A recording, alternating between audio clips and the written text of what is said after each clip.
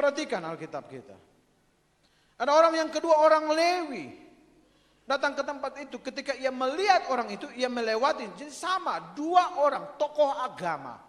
Orang yang beragama, orang yang tahu firman. Nah ini makanya saya curiga. Banyak orang Kristen tahu firman, tapi tidak tahu melakukan firman. Maaf ya, saya tidak mau saudara hanya amin-amin di sini, tapi keluar saudara tidak lakukan. Saudara membohongi diri sendiri dan jangan coba bohongi Tuhan. Jadi tiap kali kalau saudara berkata amin, mikir. Dan ambil komitmen, saya akan buat. Apapun yang terjadi. Jangan kita jadi latah ya. Sedikit-sedikit amin, sedikit-sedikit amin. Tapi kalau di luar bikin apa? Makanya kadang-kadang orang celah kita. Wah kalau di gereja semangat kali, haleluya, angkat tangan. Tapi di luar minta ampun kayak setan.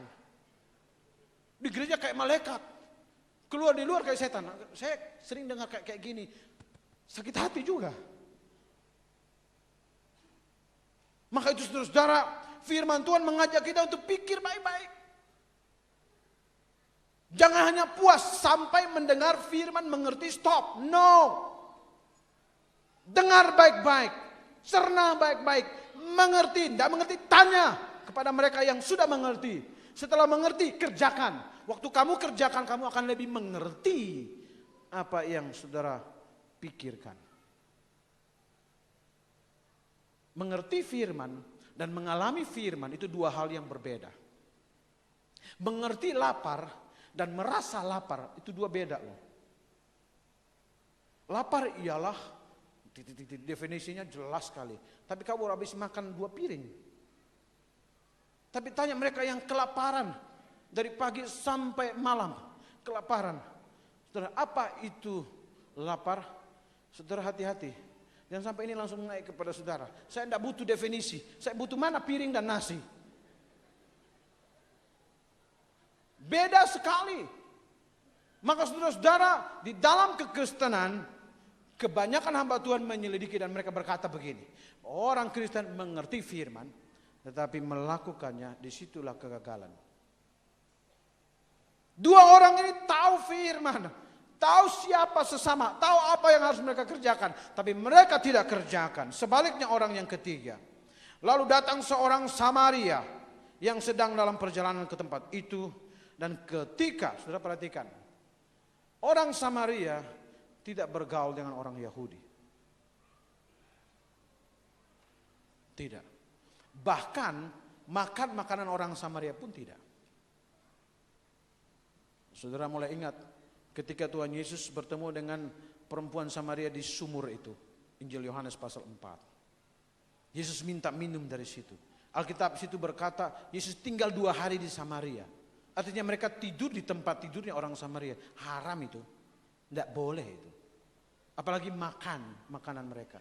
Tapi Yesus menerobos masuk semua batasan-batasan yang dibuat oleh manusia. Diterobos masuk. Dan cerita ini Yesus lagi mengangkat, saudara-saudara, kita memang kurang mengerti, tapi orang Yahudi mengerti cerita ini. Waktu baca cerita ini, hati mereka seperti ditusuk-tusuk. Mereka mengerti betul apa maksud Yesus. Tapi cerita itu jalan begitu terus. Ada orang Samaria lewat. Dia lihat orang itu, saudara perhatikan. Yang pertama, apa yang dibuat? Ia melihat orang itu, sama-sama lihat, tapi respons terhadap penglihatan itu yang berbeda. Saudara perhatikan, yang pertama, ia melihat. Ayat 33. Lalu yang kedua, tergeraklah hatinya oleh belas kasihan. Lihat, kemudian tergerak hatinya. Yang dua, nggak punya hati. Nggak tergerak. Orang Samaria lihat, sama-sama lihat, sama-sama kita lihat. Tapi mau membuktikan, saudara betul anak Tuhan, saudara betul cinta Tuhan. Respons, bagian yang kedua. Tergeraklah hatinya oleh belas kasihan. Setelah hatinya tergerak, mata melihat, hati tergerak. Perhatikan ayat 34. Lalu ia pergi kepadanya. Dia mendekati.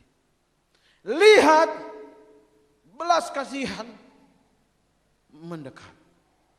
Dia pergi kepada orang itu. Perhatikan. Kemudian Yang keempat, lalu membalut lukanya. Itu berarti dia bukan hanya lihat, pergi dekatnya. Kenapa lo? Aduh, setengah mati. Emangnya kenapa? Siapa yang bikin ini? Aduh, tadi orang-orang itu ini. Berapa orang? Ini polisi atau siapa yang datang ini? Tidak ada interogasi, nggak ada pertanyaan. Kamu emangnya bikin apa kok jadi sampai begini? Enggak, aku hanya jalan. Kamu sih jalannya lewat sini, lewat sana. Ih, orang udah setengah mampus dimarahin lagi. Kenapa kamu begini? Ya itu. Papa saya usir saya dari rumah. Makanya saya begini sekarang ini. Tidak ada diskusi. No. Kenapa kamu begini? Iya, itu orang-orang jahat. Ya memang, kata firman Tuhan, di dunia ini banyak orang jahat. Tahu enggak? Tahu? Ya udah. Udah ya? Begitu orang itu pergi, kalau model kayak begini, langsung, Bapa, ke dalam tanganmu kuserahkan nyawaku.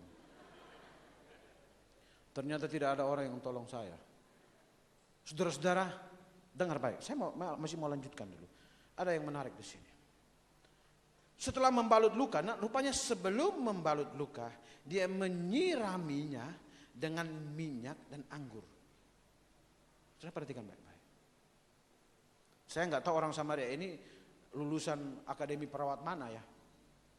Tapi kok dia bisa tahu bersihkan luka, dikasih minyak, dikasih anggur, kan supaya tidak infeksi. Pertolongan pertama pada kecelakaan. Dia bersihkan dulu, setelah itu baru dia balut. Nah kemudian dia balut pakai kain. Kain apa dia bawa? Bentar ya, aku ke apotek dulu cari kain untuk balut kamu itu. Tunggu ya.